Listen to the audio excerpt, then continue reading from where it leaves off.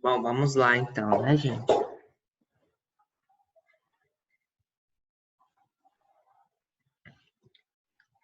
Bom, voltando aqui.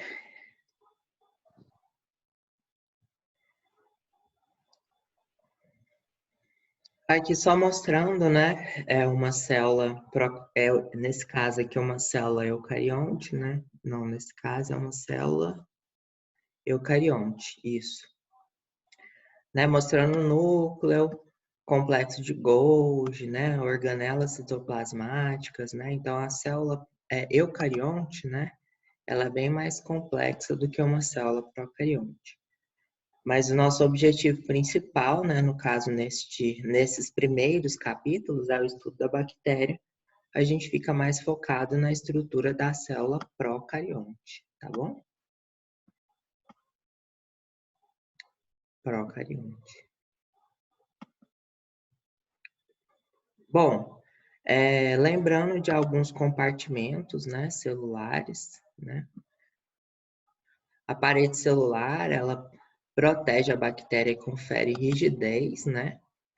Isolando de outros ambientes. A membrana citoplasmática, né? Ela produz várias funções para a célula, por exemplo, produção de enzimas, né? Produção de moléculas de DNA. É ela que faz a respiração, a fosforilação oxidativa, né? A produção de energia. A síntese de algumas proteínas, a síntese de algumas moléculas do cromossomo e também segregação, né, do cromossomo. A dupla camada fosfolipídica, ela tem como função também a permeabilidade seletiva, né, que é muito importante, e várias outras funções, né? Entre essas, as mais importantes são as que eu coloquei aqui agora, tá bom? Gente, eu vou só fechar a janela aqui do meu quarto, porque tá uma cachorraiada aqui, eu acho que tá atrapalhando.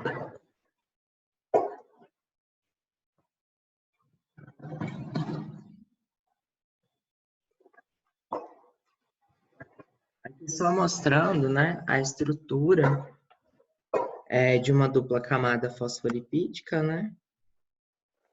Bonitinho, aqui um fosfolipídio de membrana, certo? Aqui, ó, esses negocinho aqui, ó, são os pires, né? Pires, pelos ou fímbrias, certo?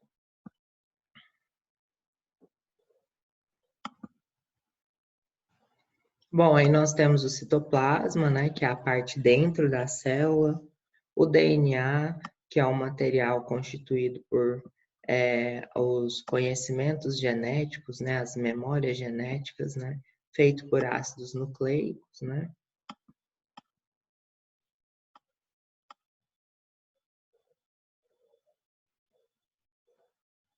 Ok? Os plasmídios são importantes, né? Eles são DNAs circulares externos ao nucleóide e eles não possuem capacidade de codificar genes essenciais. O que são genes essenciais? São aqueles genes que são inevitáveis para a manutenção da vida, né? Ele não tem essa característica. Porém, eles têm vários genes que conferem vantagem e seletividade para a bactéria se adaptar melhor ao ambiente, né? O mais interessante é que esse plasmídio ele se replica, ele se multiplica, independentemente se a bactéria está se dividindo ou não. Então, ele pode se multiplicar lá dentro da célula, sem a célula estar sofrendo divisão celular. Tudo bem? E os ribossomos, né, são proteínas, né, que têm como função fazer a síntese proteica a partir de uma fita molde, que no caso a fita molde é o RNA mensageiro, que vem trazendo a informação lá do DNA. Tudo bem? E o endosporo ou esporo, né, que é o que a gente já comentou anteriormente, que ele é uma estrutura fisiológica diferente da célula normal e está presente somente em alguns genes de bactérias e é considerado uma forma de resistência. Então, a esporulação é a capacidade da bactéria de produzir esporos e confere alta resistência, por exemplo, ao calor, à inativação química, dessecação, radiação, ácidos e entre outros, né? Por exemplo, também oxigênio, né? Algumas bactérias se esporulam porque elas são anaeróbias e não conseguem estar presentes em ambientes extremamente oxigenados, né? Bom, aqui só mostrando um mecanismo de formação do esporo, né? Mostrando que não é um mecanismo de aumento da população bacteriana, ela simplesmente duplica o seu material genético e quando o esporo é formado, a célula que a formou morre. Então, de uma célula, no final, fica uma célula só. Então, o esporo ele tem uma estrutura morfológica diferente da célula normal e a função mesmo é ter uma resistência a algum ambiente não muito legal para essa bactéria, tá certo?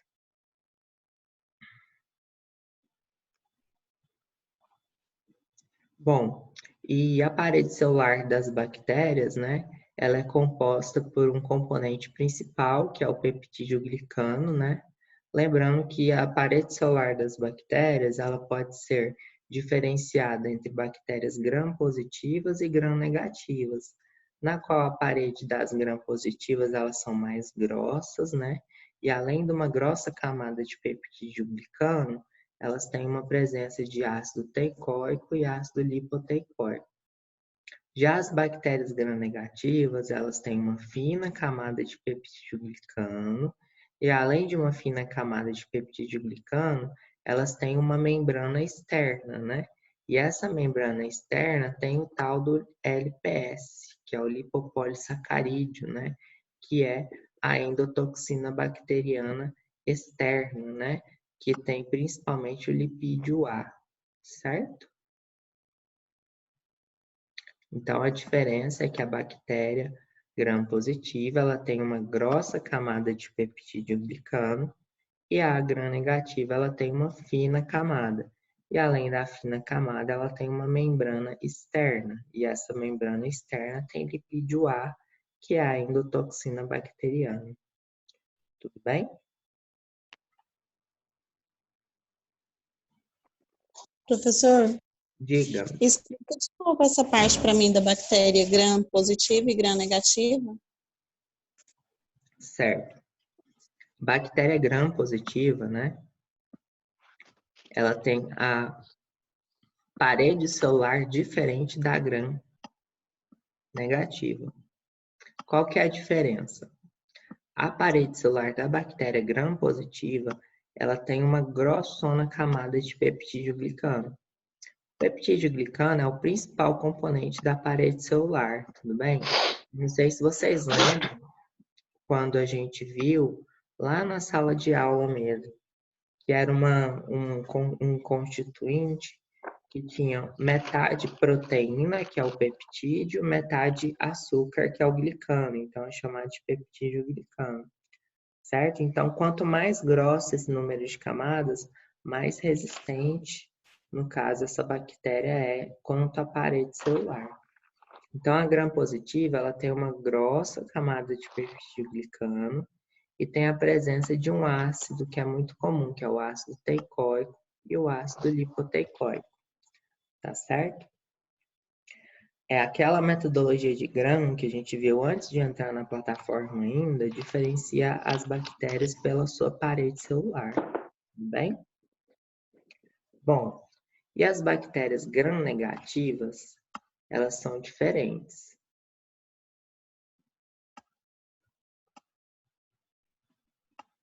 A parede celular dela também é composta por peptídeo glicano, mas ela tem uma camada bem fininha de peptídeo glicano, tudo bem?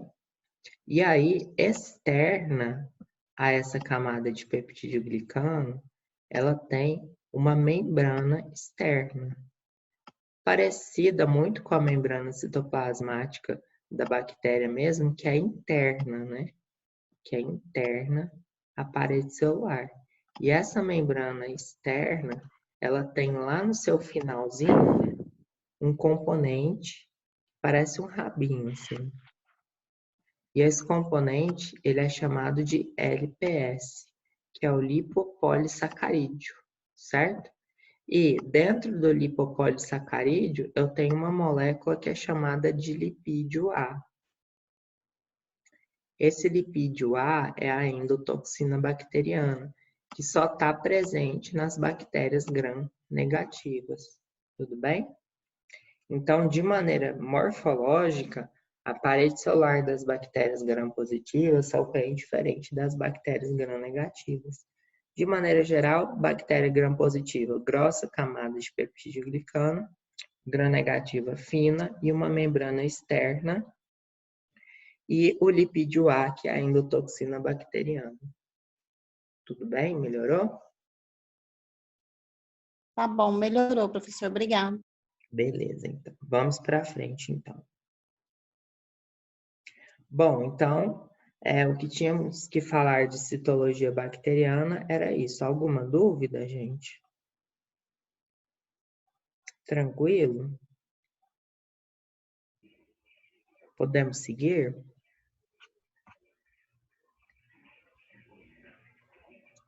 Bom, então agora nós vamos para a parte que imagino eu que é a parte um pouquinho mais complexa, que é a parte de genética bacteriana. Tá certo? Mas eu acho que foi bem tranquilo, né? A parte de genética bacteriana. E lembrando que o metabolismo a gente não vai cobrar na prova, tá certo?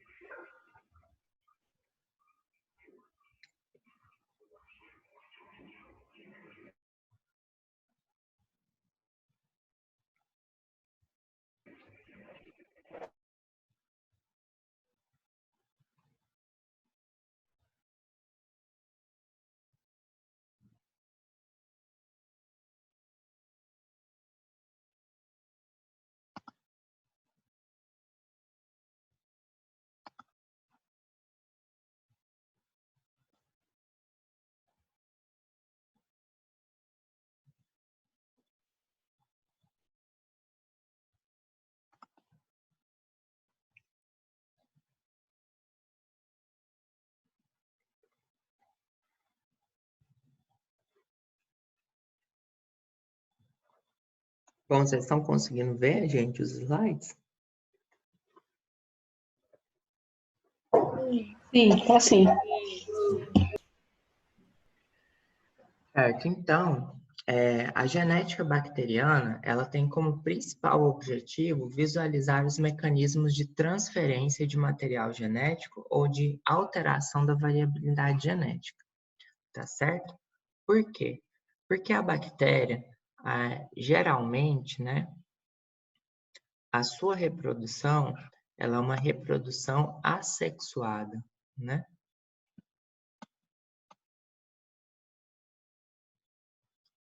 Que a gente fala que é a transferência de material genético vertical, ou seja, de célula-mãe para célula-filha. Quando eu tenho uma reprodução assexuada, né, a mãe, quando ela produz o filho, os dois são clones, geneticamente igual, então eu não tenho variabilidade genética. E a variabilidade genética ela é muito importante para a bactéria, porque ela obtém genes, né, de outros micro-organismos, né, principalmente de outros gêneros bacterianos, obtendo variabilidade e obtendo também características que auxiliam ela a se desenvolver melhor no ambiente que ela está. Por exemplo, ela consegue aceptar, né, receber genes de resistência a fármacos, ou então genes de proteção a ambientes não muito agradáveis, tá certo?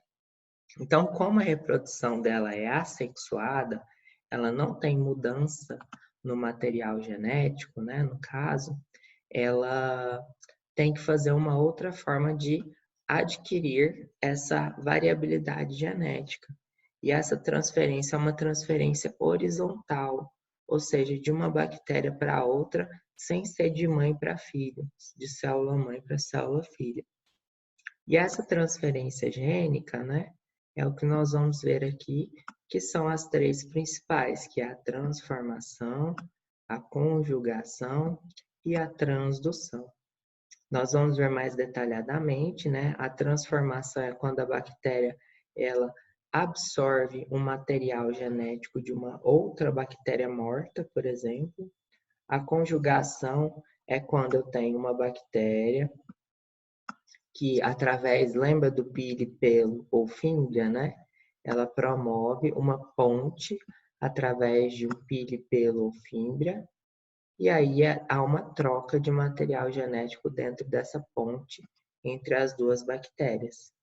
E a transdução é quando eu tenho recebimento de material genético de um bacteriófago, ou seja, esse material genético foi recebido pela bactéria através de uma infecção viral, certo? De vírus que infectam a bactéria. Então, essas são as três principais maneiras de terem variabilidade genética. Não é a única, né? Por exemplo, tem os transpossons, que nós vamos ver também, né? E também a mutação espontânea, que ela vem durante a duplicação celular, por exemplo, né? Dentro de uma duplicação celular, eu posso ter mecanismos de mutação ou então de erro na hora de produzir o material genético, ou até mesmo durante a vida da bactéria, através dela ser exposta a agentes mutagênicos, igual nós, como somos expostos a agentes mutagênicos, por exemplo, como agentes físicos, que é a radiação, ou agentes químicos, que são substâncias químicas tóxicas, elas podem também gerar mutação nas nossas células. Geralmente a gente pensa mutação como coisa ruim, né? Por exemplo, geração de câncer no humano, né? Mas a mutação para a bactéria, né? Muitas vezes ela é ruim. Quando a mutação é ruim, a bactéria não progride. Mas se essa mutação trazer uma característica interessante para ela, ela vai conseguir se sobrepor sobre as outras coleguinhas, né? Tudo bem? Então ela vai ter um desenvolvimento maior do que as outras. E o que a gente tem que lembrar é que o tempo de vida da bactéria é muito diferente do tempo de vida do humano. Então, as mutações que são observadas no humano em milhares e milhares de anos, né? Milhares e milhares, né? Como o tempo de vida da bactéria é muito rápido, né? A gente visualiza transformações mutagênicas muito mais rápido do que com qualquer outro micro-organismo. Então, por isso que para a bactéria é muito mais fácil se adaptar a um ambiente, é muito mais fácil para ela se tornar resistente a um fármaco antimicrobiano, porque o mecanismo, a velocidade de multiplicação dela é muito rápida. Consequentemente, a adaptação e a mutação dela vem em taxas muito maiores quando comparada ao tempo que um outro organismo precisa para produzir essas mutações. Tudo bem, gente?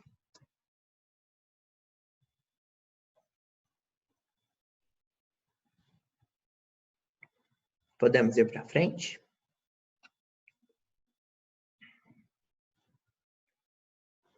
Bom, então aqui, né, o tal do dogma central da biologia molecular, que a gente já comentou, né?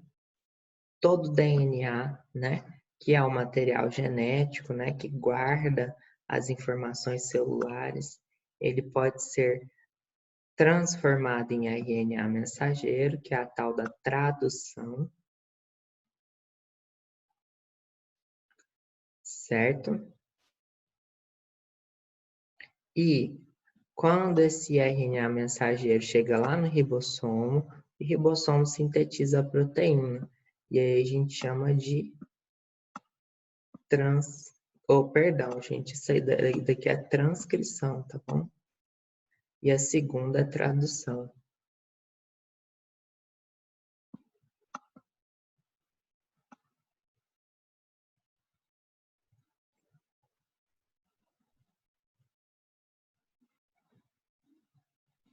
Transcrição e tradução. E aí a proteína é a nossa famosa molécula funcional, certo? Se eu tiver um DNA mutado, consequentemente seu RNA mensageiro vai ser mutado e consequentemente a proteína vai ser alterada. Pode ter uma mutação na qual a proteína não mude a sua função, mas pode ter uma função alterada. E essa função pode melhorar ou piorar o desenvolvimento ou o desenrolar da bactéria no ambiente. Tudo bem?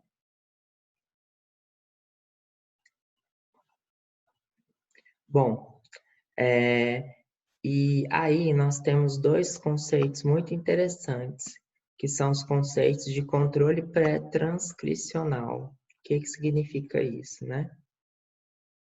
São dois mecanismos de controle genético, né, conhecidos como repressão e indução. Então, se um gene ele é produzido ou não, né, ele é mediante a um controle, né, desse gene. Vamos lembrar lá da genética o que é um gene, né? É um tamanho do DNA que induz a produção de um RNA mensageiro que induz uma proteína funcional.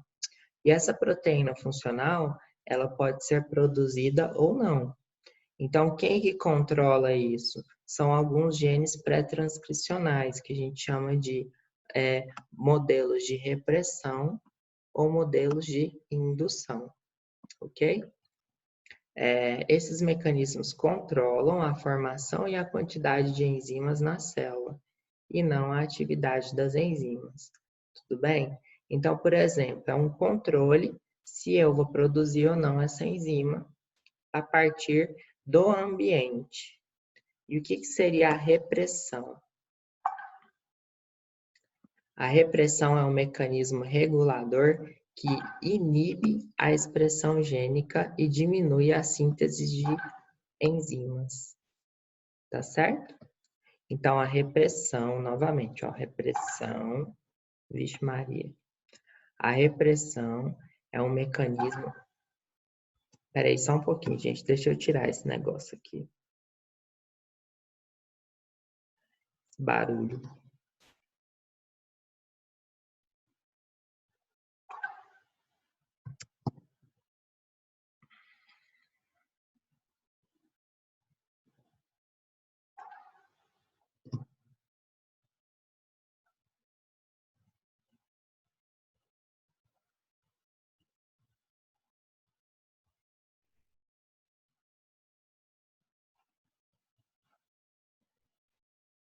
Certo, acho que agora parou.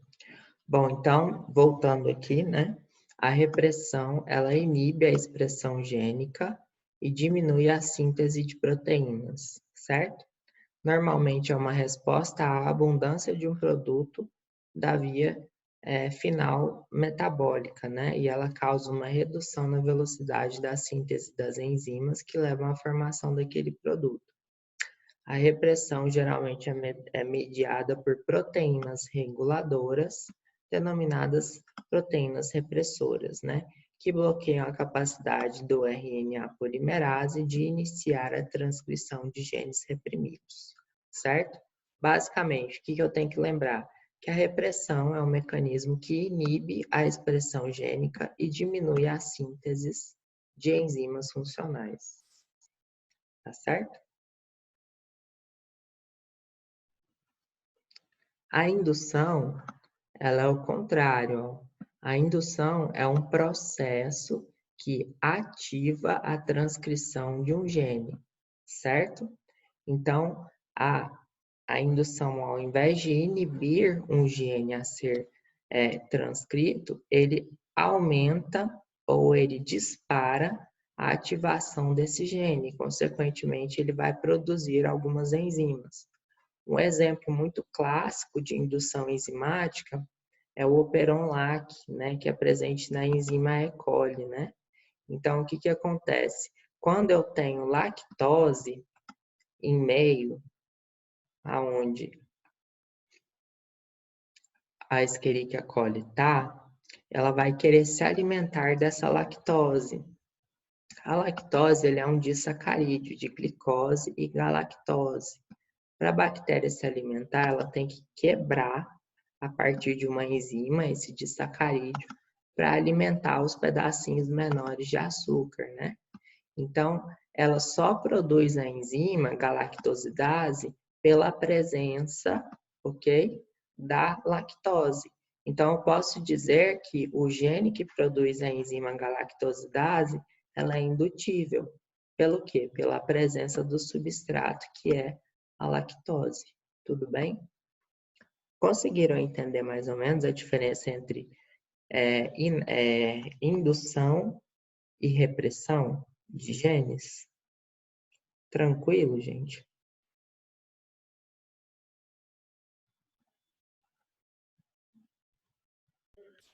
Tranquilo, professor. Tá. Alguém quer falar alguma coisa? Alguém colocou professor. Repressão? Certo. Vamos voltar lá. Bom, a repressão, ela é mais simples do que a indução. A repressão, ela é simplesmente um mecanismo que inibe o gene de produzir uma proteína funcional, simplesmente, certo? Então, eu tenho um gene que tem uma função X, certo? E eu tenho algumas moléculas que não deixam esse gene transcrever uma proteína funcional. Basicamente é isso. Tudo bem? Então, eu tenho uma função, vamos supor, lá numa célula muscular, por exemplo. A célula muscular, ela tem função de transcrever somente proteínas iguais às proteínas que são responsáveis para as características das células musculares. Ela tem lá genes que produzem, por exemplo, proteínas para formar neurônios? Tem também, mas elas não são expressas. Por quê? Porque eu tenho mecanismos que fazem a repressão da ativação desses genes. Tudo bem? Então, elas vão reprimir, porque a função da célula muscular é fazer movimento e não é fazer impulso nervoso. Tudo bem? Tranquilo? Melhorou um pouco? Certo. Agora a indução é o contrário. A indução é quando eu tenho o substrato que vai induzir o meu gene a produzir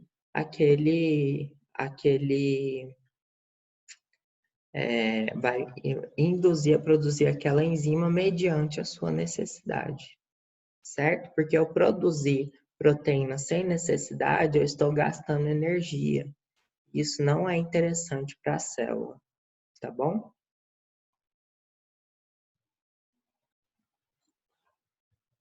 Bom, aí essa partezinha aqui, né, de exon e intron, né, vamos lembrar que agora a gente não está falando como assim, Laura? Pergunta de novo.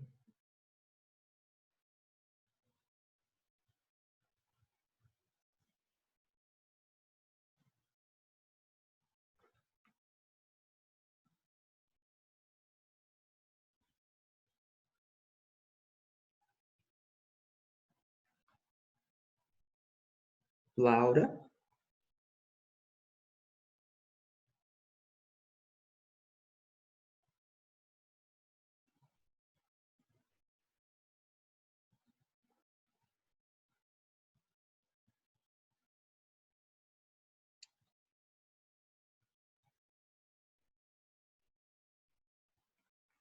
Sim, sim. É uma interação química, sim, tá? Tanto a indução quanto a inibição, né? A repressão, ela é feita por indução química. Tudo no nosso corpo, ele se resume a transformações químicas, tudo bem? O nosso corpo ele é um grande emaranhado de reações químicas dentro de macromoléculas. Então, sim, tudo se resume à interação química. Tudo bem? É uma coisa bem mais complexa, né? Que vocês vão ver isso um pouquinho melhor lá na bioquímica, tá certo? Lá no quarto período. É uma coisa muito bonita mesmo. Bom, aqui fugindo um pouquinho das bactérias, né? A gente falando de material genético dos eucariotos, né? Os eucariotos, dentro do DNA, eles têm os exons e os introns, né? Que são materiais genéticos mesmo, são sequências dentro do DNA dos cromossomos, né? Das células eucarióticas, né? Só que nós temos os exons, que são funcionais, e nós temos os introns, que não são funcionais, né? Então, o que que acontece? Na hora de produzir a proteína, antes disso, o RNA mensageiro, eu tenho que retirar a parte que não é funcional, certo? Então, como que ocorre esse processo? Então, no núcleo,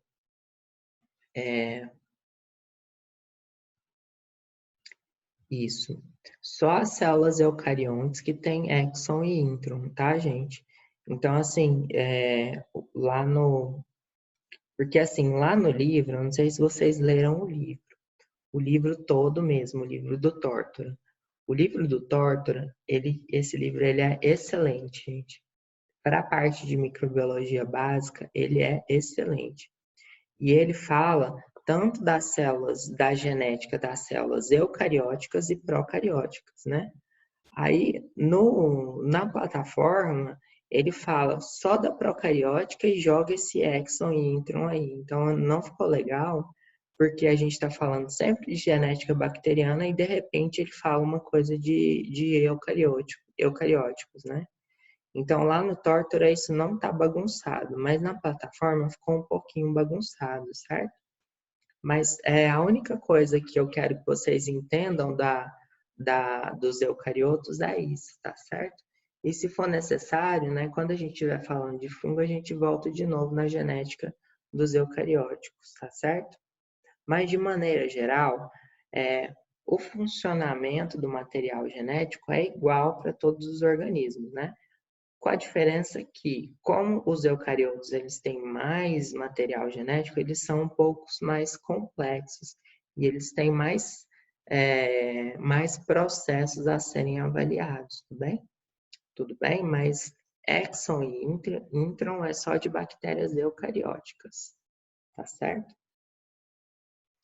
Bom, então lá no núcleo das células eucarióticas, Um gene composto por exons e introns é transcrito através de um RNA, certo?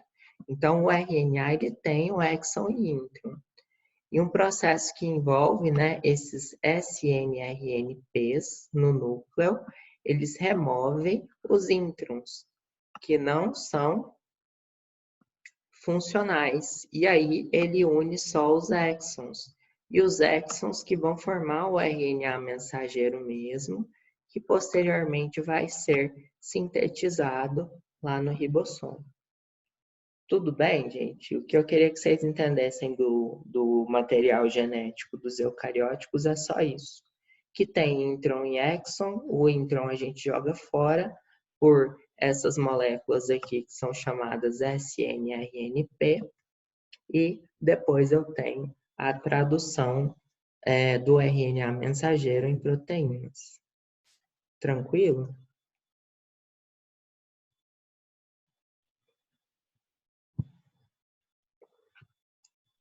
Podemos seguir? Podemos.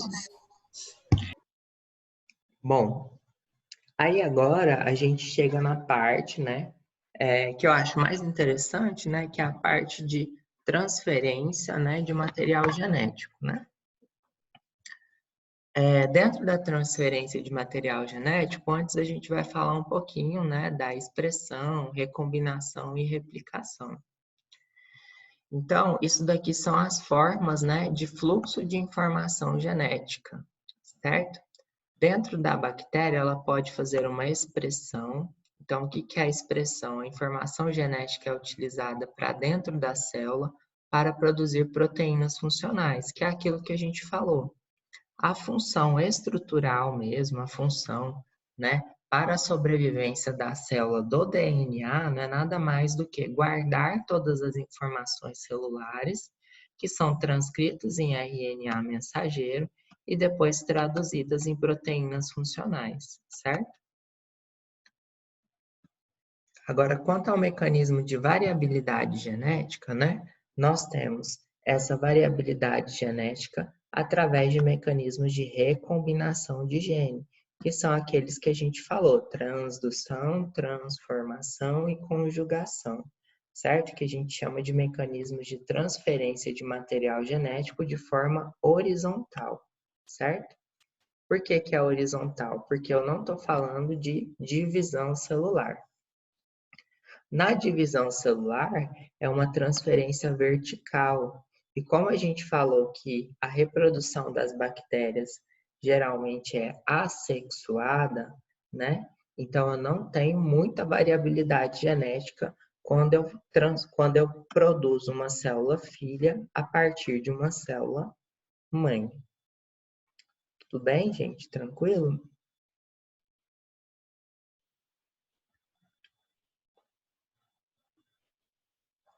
Bom, certo. Aqui outra coisa interessante, né, que é a recombinação genética do crossing over, né? O que que é esse crossing over, né? A gente vai ver no mecanismo de transformação, né, que a bactéria pode pegar material genético de fora e colocar para dentro do material genético dela, através do crossing over. Gente, o tempo está acabando de novo, mas aí depois a gente entra novamente, tá bom? Certo.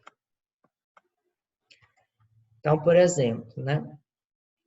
Vamos imaginar que nós temos um DNA que a bactéria pegou lá do ambiente extracelular de uma bactéria morta e ela absorveu esse DNA. E ela vai fazer o quê? Vai fazer um crossing over. O que que é esse crossing over? Ela vai trocar um pedaço desse gene do material genético da célula morta e vai meio que receber esse material genético dela.